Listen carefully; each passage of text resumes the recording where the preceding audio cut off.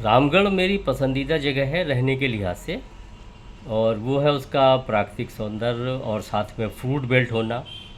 और जो पहाड़ पे रहते हुए हमें एक ताज़ी हवा और सब कुछ मिलता है वो तो अपनी जगह है। और इन दिनों मैं पिछले एक हफ्ते से ग्रेटर नोएडा में हूँ, तो जिससे भी मिल रहा हूँ सबका एक ही शुरुआत में रिएक्शन होता है कि अच्छा उत्तराखंड में बहुत दिक्कतें चल रही हैं इसलिए आ गए हो यहाँ। अब मैं उनको समझाता हूँ कि आप जो समाचार पढ़ते हैं उत्तराखंड में किसी रोड पर मलबा आ गया, किसी पर ये हो गया, उत्तराखंड बहुत बहुत बड़ा है। उसके अगर मैं केवल नैनीताल ज़िले की बात करूं तो नैनीताल ज़िले में बहुत बार ऐसा होता है कि कहीं पे बाढ़ और मलबा आया हुआ होता है और कहीं सब कुछ सामान्य रहता है, वहाँ बारिश भी नहीं हो रही होती है। तो ये बहुत बड़ी टेरेन है जिसकी बात कर रहे हैं। तो अकेले एक उत्तराखंड की खबर से ये अंदाज़ा लगा लेना कि पूरे उत्तराखंड में आवागमन ठप हो गया है, ये गलत है। इस पिछले 3 महीनों में मेरी 5 यात्राएं उत्तराखंड से ग्रेटर नोएडा और ग्रेटर नोएडा से उत्तराखंड के लिए हुई हैं, अपने भवाली और रामगढ़ के लिए। कहीं कोई दिक्कत नहीं है, सामान आवागमन चलता रहा।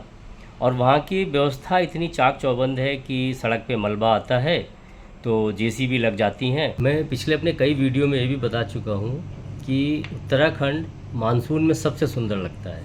और उसकी वजह है क्योंकि मैं वहाँ रह रहा हूँ और मैंने उसको देखा है। आवागमन की दिक्कत पे मैं बता ही चुका हूँ कि ऐसा कुछ भी नहीं है। और पहाड़ में थोड़ा बहुत मलबा आ जाना ये सब स्वाभाविक चीज़ें हैं।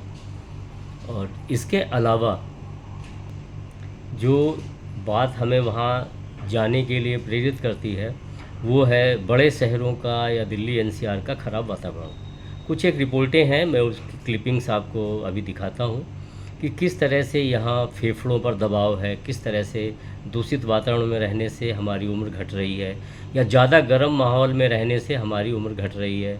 लगातार एसी में रहने से हमारे हड्डियों के जोड़ कमज़ोर हो रहे हैं, फेफड़े कमज़ोर पड़ रहे हैं।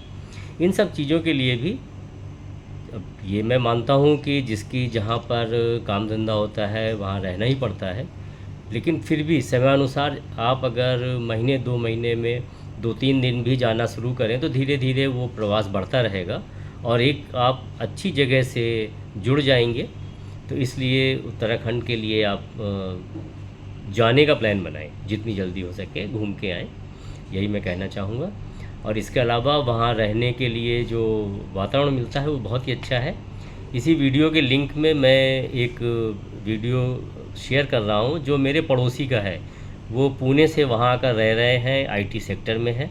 उनका अपना अनुभव उन्होंने शेयर किया है, वो देखकर आपको अच्छा लगेगा, तो उसको ज़रूर देखिए। आईटी सेक्टर का बंदा है और वहाँ पे बड़ा उसको एंजॉय कर रहा है लाइफ को। Thank you.